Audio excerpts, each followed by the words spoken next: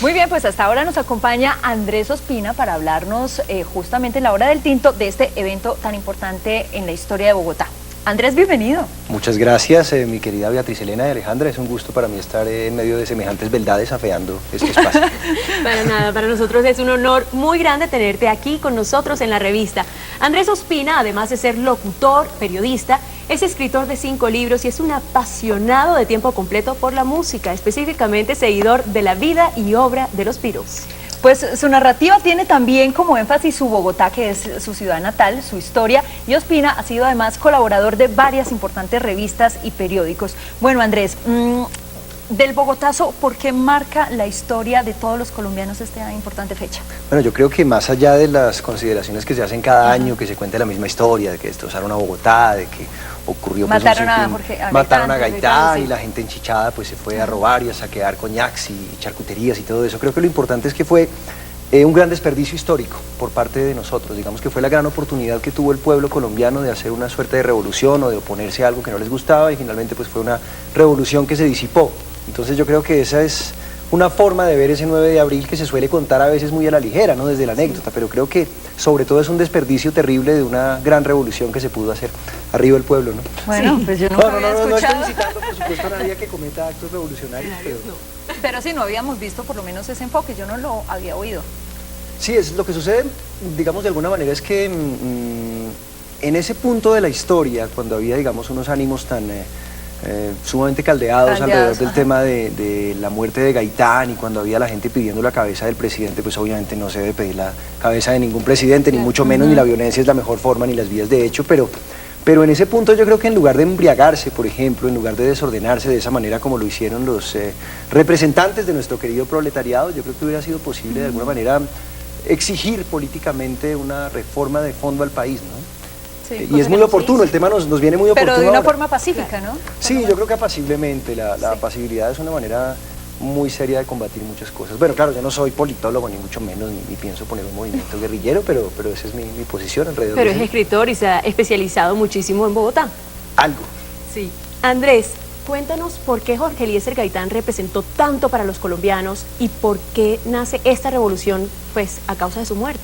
Bueno, pues veníamos de una tradición histórica de muchísimos años atrás, no solamente de nuestra historia republicana, sino muchísimo antes, digamos que dominados por un grupo de gente que pertenecía a nuestra aristocracia, que en un momento en el siglo XIX fueron los señoritos, que más adelante pues se convirtieron en los padres de la patria y los próceres, y Gaitán representa una fuerza que viene del pueblo, de alguna manera. Sí, Gaitán es un hombre acomodado, digamos, es un abogado que ha estudiado en Italia, que tiene cierta reputación, que tiene dinero, ¿no? Tiene un carro muy bonito que a veces exhibían en la Feria del Libro, ponían el carro de Gaitán, que creo que era un Buick o algo parecido, se me va en este momento qué automóvil era. Entonces, si bien era un hombre adinerado, de alguna manera se sintonizaba con el discurso del pueblo, en el contexto de algo que se llama el populismo. En esa época muchos líderes, muchos caudillos estaban jugando a eso, ¿no? Como a encarnar, a representar las luchas populares. De la clase las media. Necesidades, sí. Y sobre todo de la clase obrera, de alguna manera que no era muy oída, ¿no? Estábamos trenzados en una lucha terrible, digamos, bipartidista, siempre peleando, dos fuerzas, y de repente llega un hombre a decirles a los consumidores de chicha, a los productores de chicha, a los emboladores, que se puede hacer un país diferente. Pues obviamente toda esa gente que nunca se había sentido representada por alguien. Se sintió identificada. Incluso su fenotipo, ¿no? Es un hombre de aspecto moreno, ¿no? Sí, es un hombre... No muy agraciado, o sea... Bueno, eso lo tienen que evaluar ustedes, que tienen mejor gusto que yo, pero... Él no va a comentar acerca del tema. Un hombre muy carismático, no correspondía al estándar europeo de belleza de ese entonces. Él se enorgullecía del color moreno de su piel, que lo pueden contemplar tan oportunamente en el billete de 1000. Y pues yo creo que sí era un representante más del pueblo, no pertenecía al pueblo, nació en Las Cruces, no pertenecía al pueblo, pero pues yo creo que era un personaje cuya muerte dolió mucho y sigue doliéndole al país, tanto que hoy seguimos hablando de esos 70, ¿cuántos años han transcurrido desde entonces? Desde el 48. Desde el 48. Y me fallan los números, bueno, algo así, un par de años, ¿no? Pero Sí, porque justamente, Andrés, esos desórdenes de ese 9 de abril marcaron como un antes y un después en Bogotá.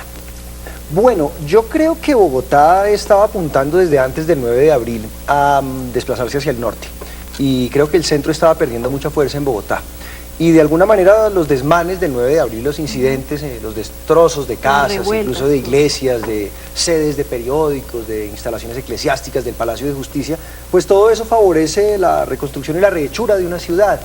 y eso le cambia la cara a Bogotá. Se pierden cosas hermosas, por ejemplo, si ustedes ven el Palacio de Justicia que teníamos en la Bogotá, entonces era hermoso, con dos mujeres así paradas, simbolizando la justicia, listas a decapitar a cualquier infractor de la justicia.